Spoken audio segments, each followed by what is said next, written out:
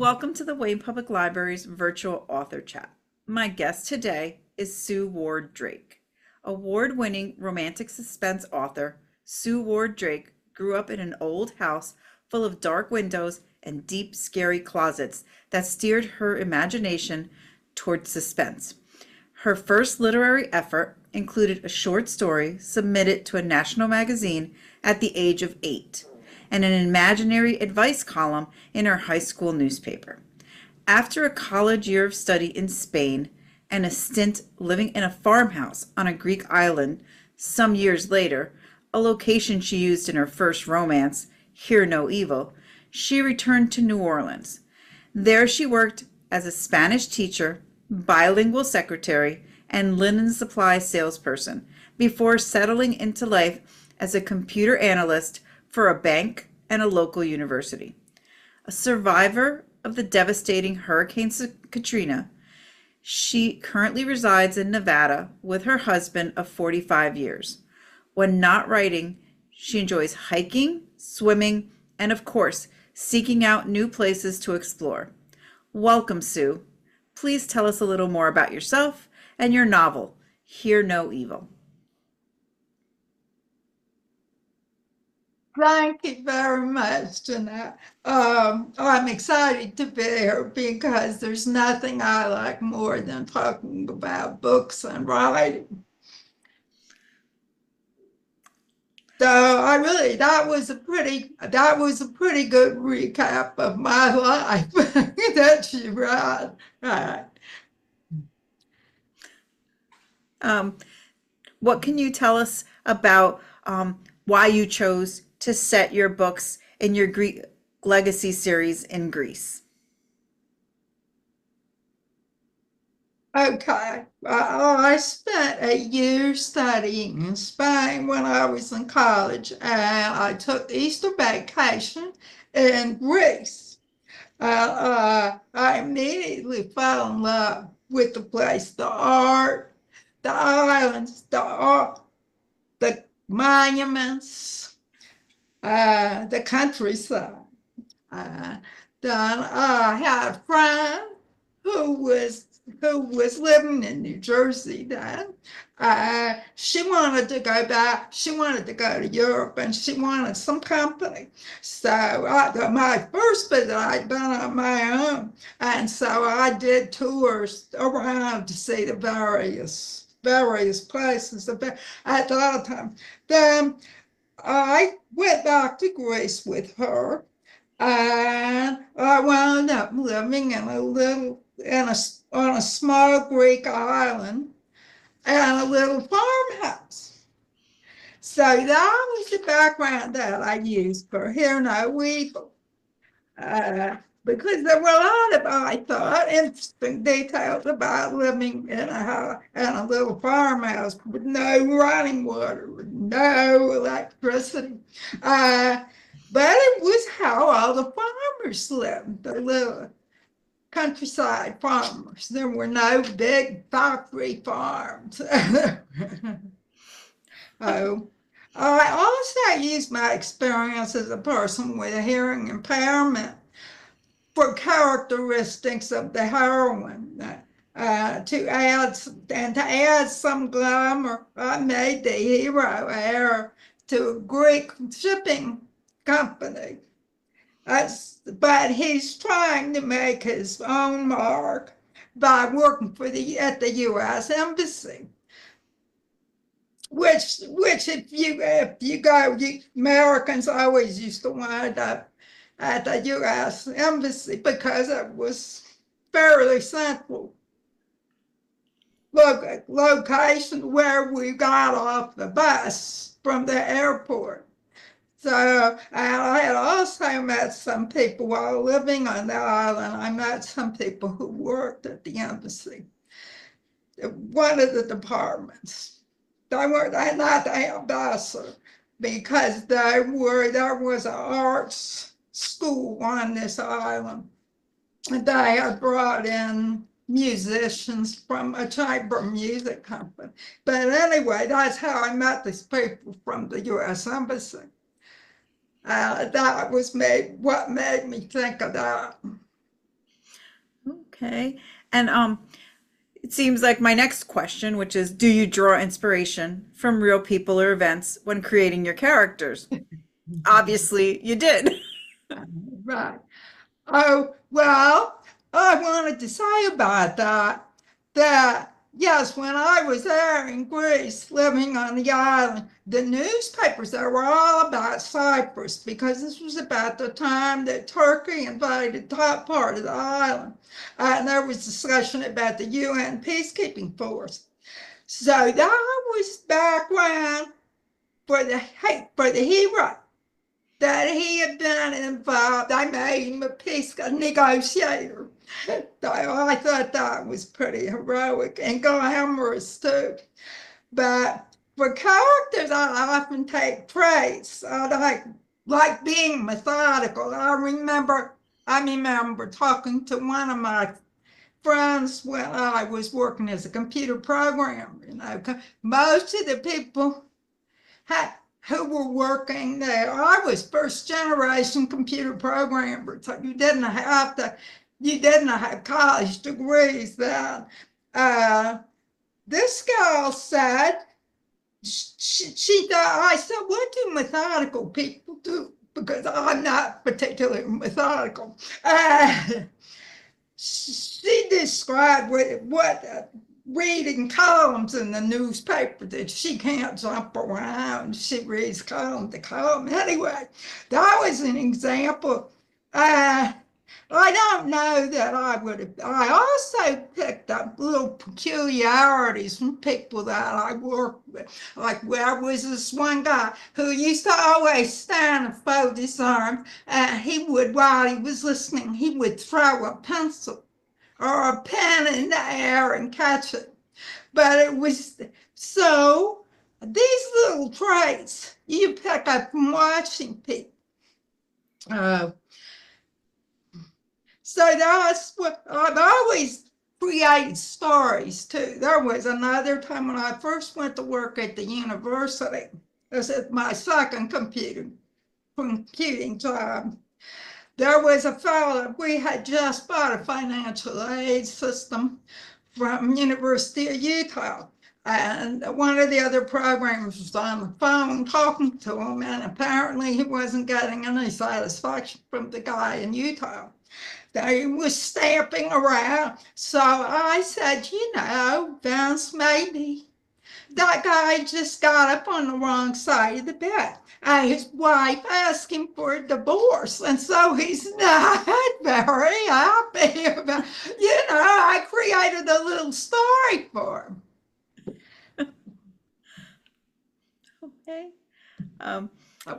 How do you incorporate current social issues or trends into your romance novels without overshadowing the romance itself? Well, I hope that I don't, but I don't consciously do that. Okay. I don't think I think you can use social issues to create background for your character, for what they believe, because that's what fiction is. It's about people's beliefs. That forms the character. So in a way, it's like I did creating a story for this guy on the other end of the telephone call. You create a story for him. Maybe they were a peacekeeper, an international peace negotiator. Maybe they were, uh, maybe they had a hang up about their parents, that I'm writing a story now. And the guy was, the boy was born on the wrong side of the tracks. So he always expecting people to remember that. That changes his attitude. That's an example. Okay. So what do you find most rewarding about writing romance novels? Okay, all about happy ending. That's it. Right. Always so much of life doesn't have a happy ending, so it's nice to read one that has a happy ending. I like showing growth in the characters too. Usually the hero and the heroine has to overcome a flaw or a flawed belief about themselves or about life. I find it interesting to create a path for them to overcome this. Okay. Okay. Of Um, course, you hope it's not terribly blatant, but it rhymes at the character because the characters are on a journey. Uh, so of course the is that where no they're not expecting to fall in love. They're going on about their life and have their own goals. They have a goal in the beginning that brings them into the inciting incident. And then they have the goal, you could say, a goal in life that it propels them. People want to read about goal-oriented people. I think people want to read about somebody who's doing something. That's the goal, right? they do, and a lot of people want to dive into a book where they know that they don't that they can that it takes them out of their life, out of whatever there's happening, and the happily ever after does leave them with a good feeling, so they can step away from their real life for a while. That's right. Yes. Um, so, what do you hope your readers feel or experience when they read your novels? Okay, well, of course, I hope they love it. The story, uh, the girl, romances are really all about the hero.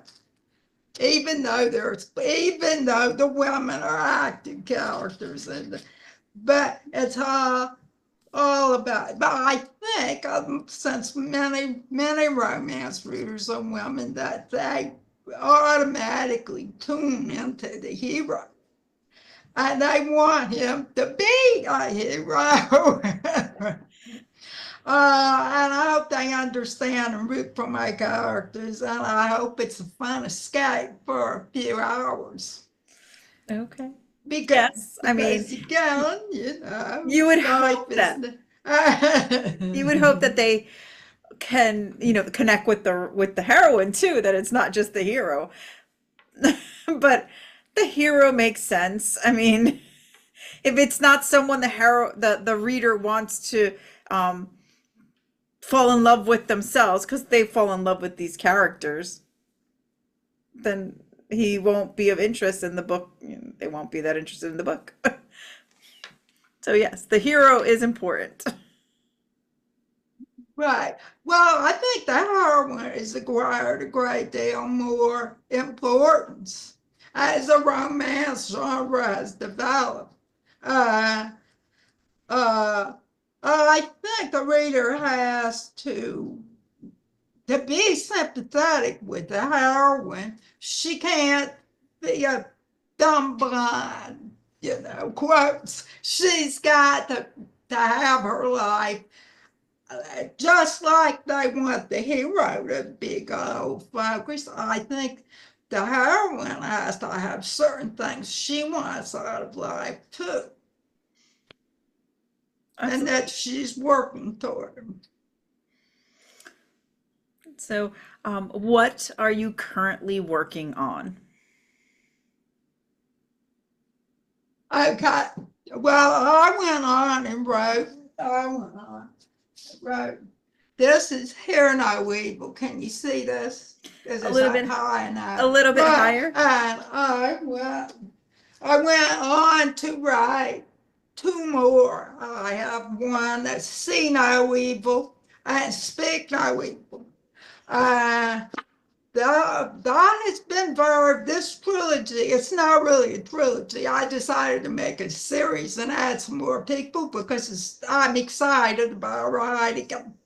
Uh, so there are I have some other books in the Greek legacy, that stories that I'm fiddling with, but right now I'm focused on finishing up my Big Easy Brothers series about four brothers and their friends who run a bail recovery service based out of their great aunt's New Orleans mansion.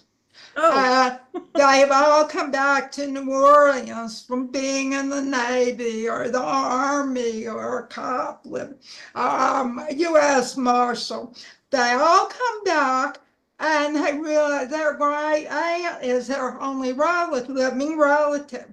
And she's getting old, and so they decide they will stay in her house. She invites them to stay there so that they can provide transportation and care when she needs it, so she won't have to go to her home. Uh, I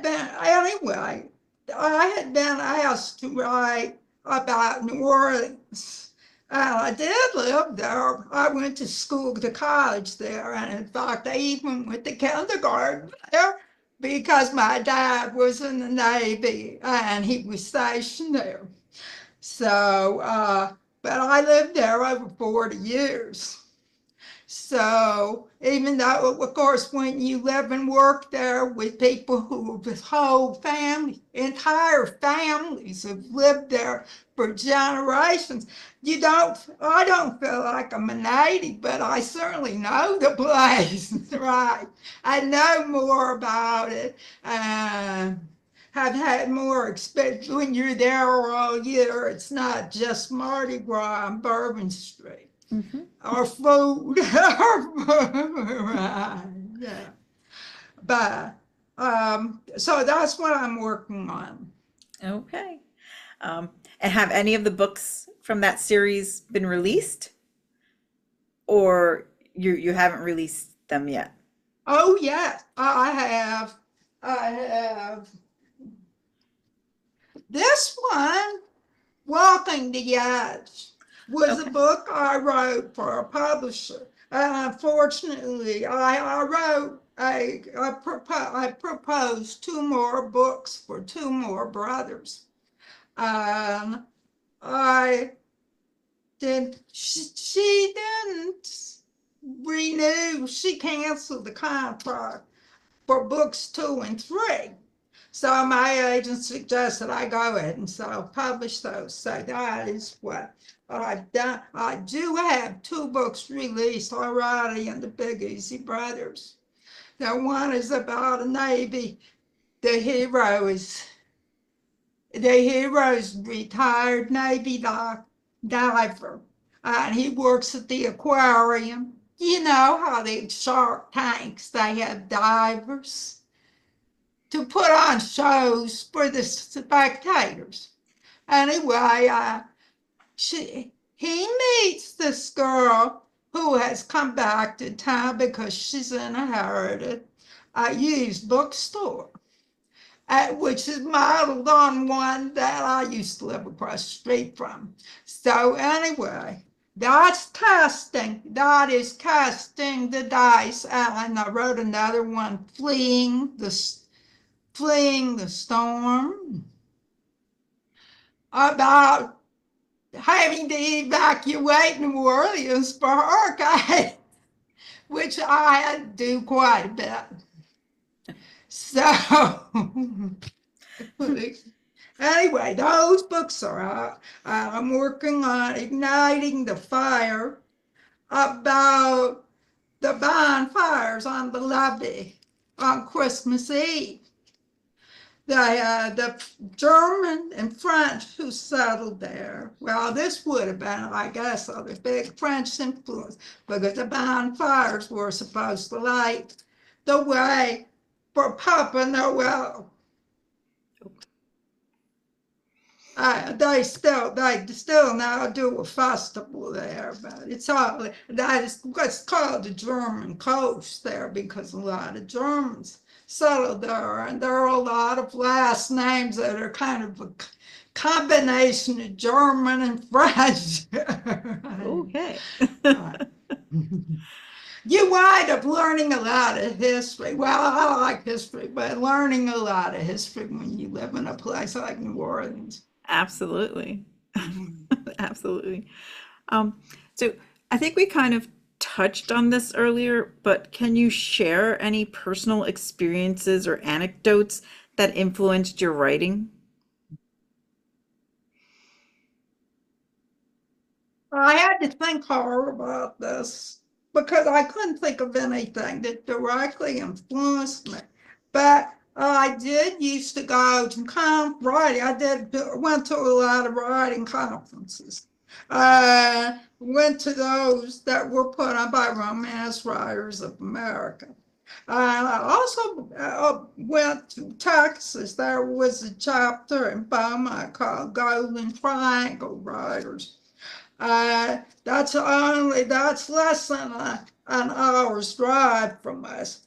I learned a lot from other writers there and writers who had taught in Hollywood for screenwriters and universities. There was a fellow who worked at the I think it's University of Oklahoma School of Professional Writing, and he was all about writing. They talked about he had written a book about writing popular fiction. So that's I don't know that. Right. Okay. Does that Um, answer your question? I believe so, yes. Um, can you describe your writing process from idea to finished manuscript? Okay. Uh, Sometimes, there could be an incident report in the newspaper that sparks an idea, or, but now that I've started these series, it's interesting to take some of the secondary characters and develop a story for them. Uh, Usually I start with the character doing something interesting because there's a romantic suspense and there's always some action. Um, these are all romance and the suspense story is always character driven. So you spend a lot of time thinking about your character. So let's say you take a hero, maybe he's FBI agent that you introduced in your third Greek legacy book. Um, so that's a male protagonist. I figure out his goal and what he's doing that causes the inciting incident, which in a romance is usually when the hero and heroine meet for the first time. Then I have a story go. Of course, love is one and is never one of the characters' goals.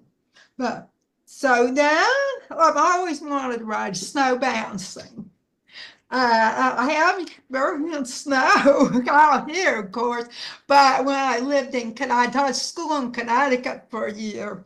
I can remember driving in that and snow there. But anyway, I've always wanted to write a snowbound rescue story. So then I started asking myself questions about the heroine. What is the situation she's in? What is the danger going to be in the story? Since this is romantic suspense, then I think about how they meet. This is always fun. It's a little bit like playing dolls. When I was a kid, I played dolls. You had a doll and you played with a friend. You just sort of said she goes over here and go. So that's the fun part. Uh, I write. Sometimes I interview them. You talk to them and you put them, they answer you in the first person with what they're thinking. And if you just let yourself go, it like really surprise you. Of course, it's your subconscious. So I write up some interviews or monologues with them so I can try to get into their mind. And I try to come up with three big scenes. So these can be story turning points, or what they call in Hollywood tent poles. At this point, they're just incidents, like the car blows up, as in casting the dice. That's what happens. The car blows up, or they're kidnapped, or something like that. But I don't really know why all this is happening. I just think that would be an exciting scene, and I know, but you have to space them out. Where are they going to be? I make them escalate in danger. Uh, about 13 years ago, I took a screenwriting tricks for writers course.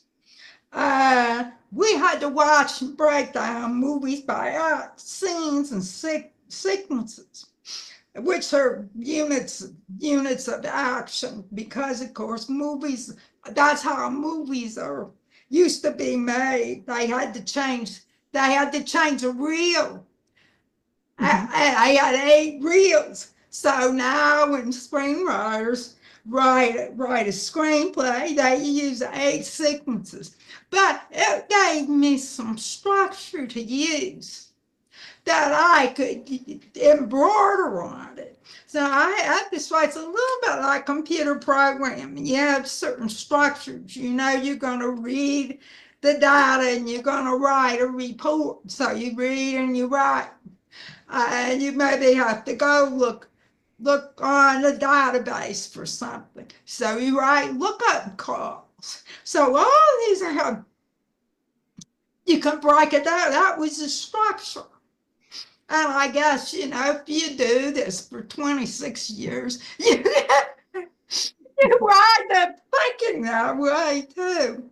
Anyway, so that I start filling in around the 3 big scenes. Of course, this is like all experimentation. You never know if it's going to take or not. But I think I have enough laid out. And I know the ending and I know the midpoint where everything becomes more serious. Then I start writing and try to keep my chapters defined.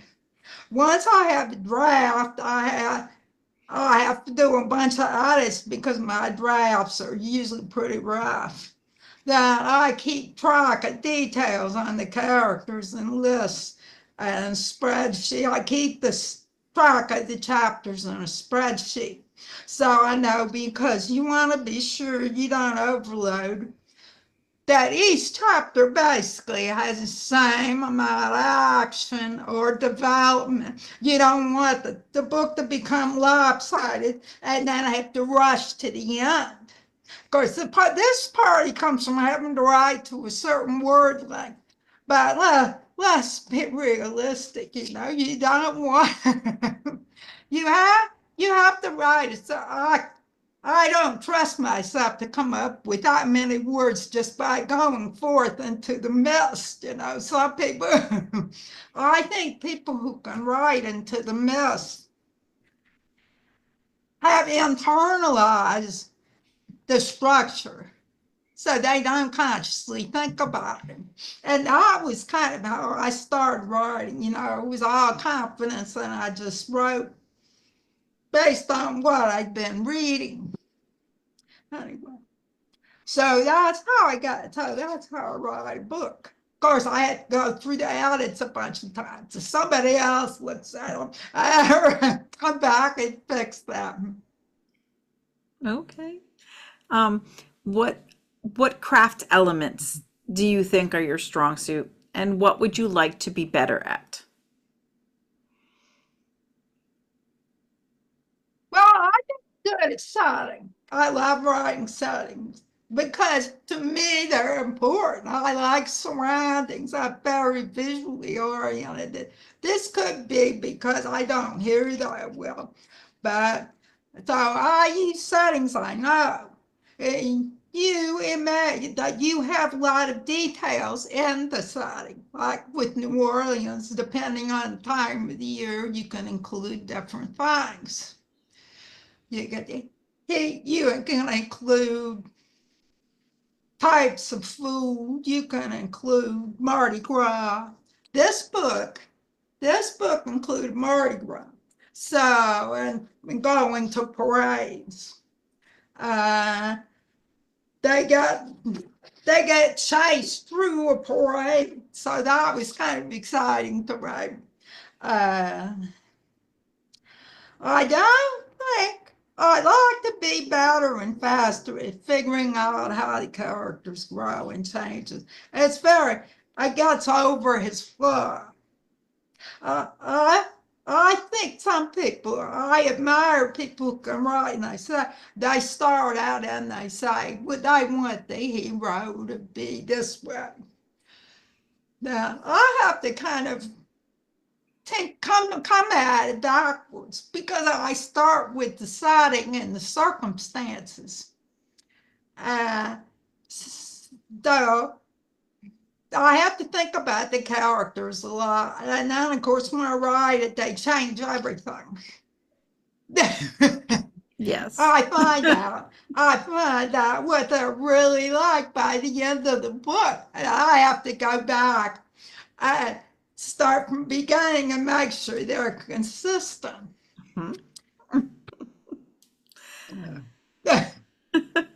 It sounds like, right, go ahead. No, I was going to say, yes, that might be a struggle if there's multiple edits because you're trying to go back to the beginning and make sure that the character is who he or she turns out to be at the end. Well, and you trust you know what you're doing, so you have to, right. You have a good feel for your process. I think this is not a process. I would prefer to have the whole thing outlined to write from there, but it's just not happening. So you modify and you work with your own skills, I guess. Uh, I want there to still be some discovery for me, something new for me to discover when I'm writing it. But like I said, I need the structure to lay it down on to know that I'm going in the right direction. And do your characters ever surprise you as you're writing? Well, usually by the time I don't know that they surprise me at the time I'm writing it. By the time I get to the end, I know them better.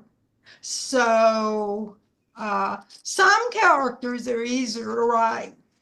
I don't want to always, and some authors I think wind up writing the same book over and over again. They just change, more or less, change the names and descriptions of it. But I probably do too. All of my characters have the same values that I do. In a way, the things that are important to them, what they strive for, are basically the same things that I do as a person. So, but anyway, so the characters are fascinating. It's like with the guy at work in the office when he was talking to the fellow on the phone. You're always trying to you see all these different ways of people are interacting, and that's fascinating to me. Though I don't spend a lot of time analyzing, I don't seem to have the words to say, yes, that person is obsessive, but I might recognize that he does something the same way over and over. He asked, I have the dishwasher loaded this certain way, etc. Okay, that makes sense. Um, so you mentioned editing. How do you stay motivated and committed to the project during all the revisions and editing? Oh, okay. Well, revisions and editing are actually the best parts. I'm Okay. not, I thought I usually have, it's a little bit like throwing clay, but a potter throwing clay on a potter's wheel.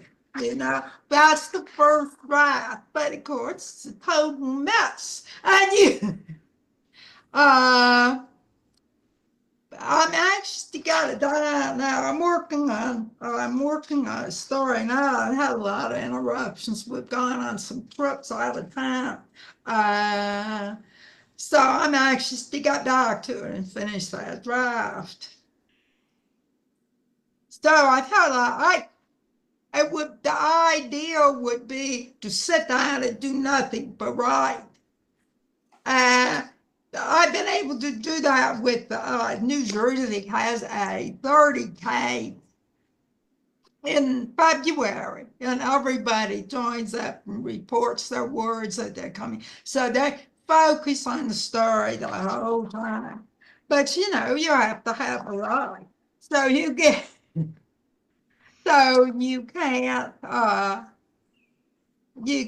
sometimes do that right all the way through for the draft. So I'm hoping when I get back to it now that I have written about half of the story before we went on the last trip. And so now I'm getting back to it.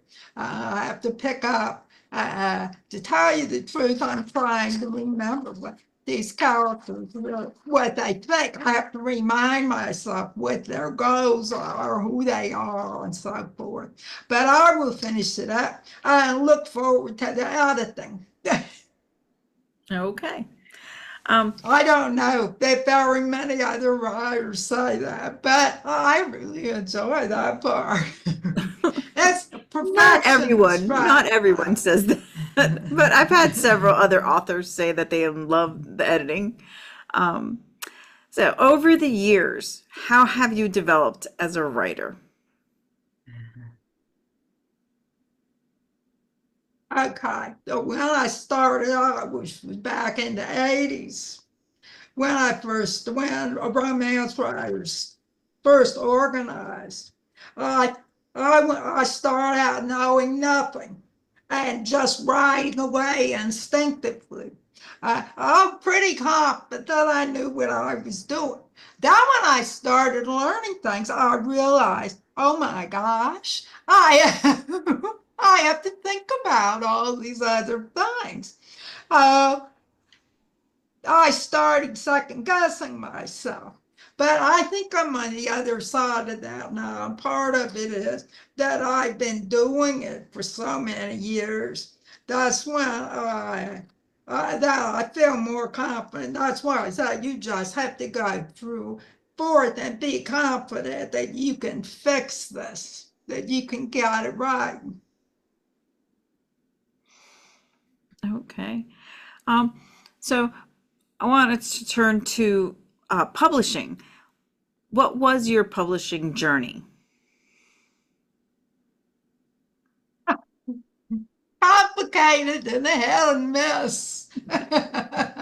Okay. Very right. I sold one book to Harlequin back in the 1990s. I was never able to sell to those editors again. So there was a lot of politics at that publishing company. They had lots of writers to choose from too. So in between that, I kept writing and it submitting. And until recently, I had not gotten anywhere. And then I recently signed a 3-book contract with another romance publisher that I sold through an agent. She got me the contract. So book one was published. That was this book. The Walking the Edge that takes place French French Quarter Ghost tour guide, and former Army sniper. So we had turned bounty hunters. They declined to publish books 2 and 3. So they gave me back the rights on those. The agents suggested that I self-publish those. And so that's what I did. It's been very liberating since my only deadlines are the ones that I make for myself. But I have a number of stories that were written but did not sell for one reason or other. I have to believe that it's not best because of the story. So many publishing decisions are made based on what they think the trends are or what people are looking for. So if you don't hit those sweet hot spots, they don't want your book. So you go and you write another. So I have a number of complete books that I'd like to get out there that I think are good books. Okay. Um, there's also self-publishing. Have you dipped your toe into that, or not yet? Or you're not interested in going the Oh self-publish? yeah.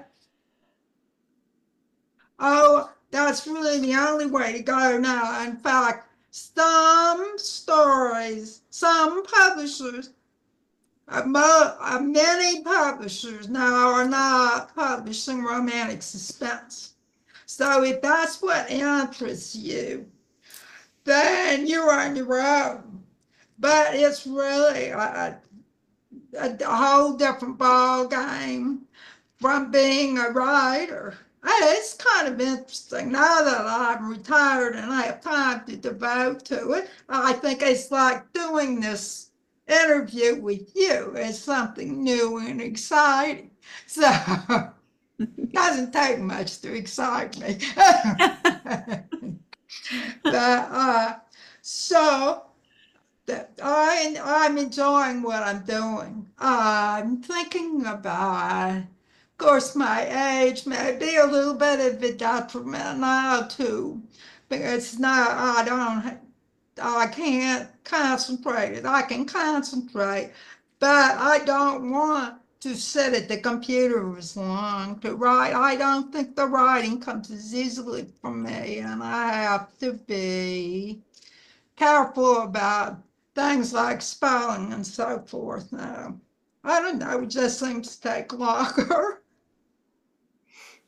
So it's hard to give people when you write for a publisher, you have to meet a deadline because they want to put the book, they want to get the book into production, and it has to be edited, then it has to be edited again, then it has to be edited again. Seriously. And so they have their people all lined up like a production line. So it's liberating. I do want to write some more, but I think that what I'm doing now is probably the best thing for me. Okay. And do you use beta readers, or is it just your editors who are part of the writing process for you? Right. Well, the beta readers are a new thing, actually, or maybe they have been around under another name before. But we had a lot of writers belong to critique groups, and I was in a critique group for 5 or 6 years when I lived in New Orleans. But I didn't think we had people come and go. Uh, but I didn't think it was a particularly good match. It does get you writing every week because and every month you have to hand these people something to read so they can give you feedback. So that meant I probably wrote more concisely. I didn't let myself do such sloppy drafts. but they didn't really help me. I think studying on my own was how I learned the best. But I'm in a goals group, and that's invigorating. We report in once a week with how many words we've written. Everybody has different goals they're pursuing. It's all fiction. Most of it's romantic fiction. There's one guy who has branched out into sort of techno thrillers, but he still has a lot of romance in the story. He had his stories are character oriented. He started out writing romance. He wrote for the same publisher I had, with whom I published. So So I do think you need feedback. At this point, I'm not using beta readers per se, but I might start using them. you're I use editors, right? And if you have an editor who gives you a lot of substantive, is that the word, story, content, pointers, then that's something you need. That's what a beta reader turns up, is that this doesn't make sense, kind of. So so go ahead. no, so writers groups, as you are a member of the New Jersey Romance Writers, writers groups more Right.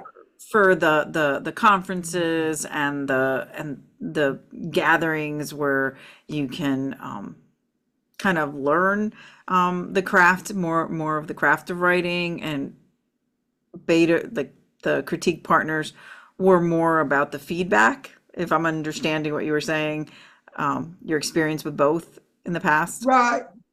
Right. Beta would be about feedback. Right. Although you can get plenty of that in critique group too. Not always nice guy, but they might help guide the story while it's actually being written. Right. And beta would be afterwards. Okay. So one of my final questions is, what advice would you give a new writer that's just starting out? Well, I think that you need to keep writing. Always write everything. And always keep writing, because you will get better. That's the only way you'll get better, is if you keep writing. Okay. And I love to end by asking a fun question as the final question. So, you actually lived in two of my favorite places in the world, which is New Orleans and Greece. In your bio, you mentioned that you've lived in both locations. Do you have any stories from your time living in New Orleans or on a Greek island that you'd like to share with us? Well, I wouldn't say that were stories, but they were events, the things, situations that happened. Okay, for example, when I lived in a little farmhouse in Greece, uh, I had a well. I had a bucket on a rope. Uh, a couple of times I accidentally lost hold of the rope and threw my water bucket down the well. Oh, So, so I bought a new water bucket the first time. And the second time I had a friend who was very athletic, and he rappelled down the well and pulled it out from me. So that was nice. In Greece, I remember picking figs from a big old fig tree. And then sprawling across the country path, there were there was a path, a donkey path, really, that ran behind the stone, in between stone walls. I remember there was one wall on the left, if you're, well, on one side, On the uphill side, there'd be a stone wall holding back that field. Then there'd be a stone wall to the other side that was lots of times if you're on the side of the hill, it would be down lower. You would only be catching the top of it. You would be walking. The path was like built on that little division between the upper and lower wall. And of course, sometimes when we got closer to town, you find yourself walking through these narrow passages. Well, 8 feet across, something 8, 10 feet across, twisting through, but definitely pedestrian paths. Um, I remember buying a typewriter when I rented the little house, the farmhouse. I had to find somebody who had a house to rent, and then I had to buy a typewriter. I was going to become a writer, expatriate writer, so I had to buy a typewriter. I managed to stop an American, complete stranger, on the street in the little town and stopped it and asked him if he knew anybody who had a typewriter that I could buy. And he said he was selling one. So, so that was nice. And then, of course, I started on my idol. But it was fun living there, eating breakfast at one of the little cafes along the waterfront. So it was not, it was this time that this was before Greece became a fancy destination. Right. Okay, So that in makes New sense. Orleans, it was fun. When I lived in the French Quarter, I lived in quite a few neighborhoods in New Orleans. And when I lived in the French Quarter, I remember walking through Jackson Square to get to the French market to buy strawberries early in the morning from the produce market. And in fact, I saw a lot of evolution in the French market. That used to be like the big produce market in Paris. They had a big produce market right next to, just down from Jackson Square. Anyway, my first apartment in the French Quarter was about 150 square feet. It was just tiny. The water heater was outside. It doesn't snow there. So the water heater was outside, believe it or not. And I remember one time coming home and the pilot was off, and I had to call the NOPC, New Orleans Public Service Company, were the gas people, uh, to come out and like my pilot lied. I didn't know anything about it. So it was fun catching the streetcar or the trolley to go to work. And they're still running, of course. People go, that's how some people, lawyers, all kinds of people, business people, if they work downtown in the Central Business District, they take the trolley back and forth to work. Uh, I guess that's something that doesn't happen. Maybe San Francisco.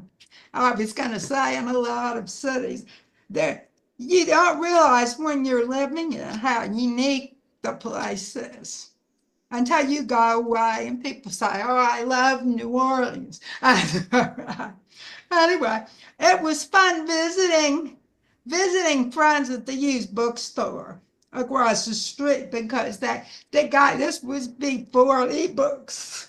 So people bought collections of old books. This guy had just opened the store and he kept it open till 9 o'clock. And there were a bunch of us neighbors who would come and congregate there. So I met a lot of characters. I'll tell you. Right.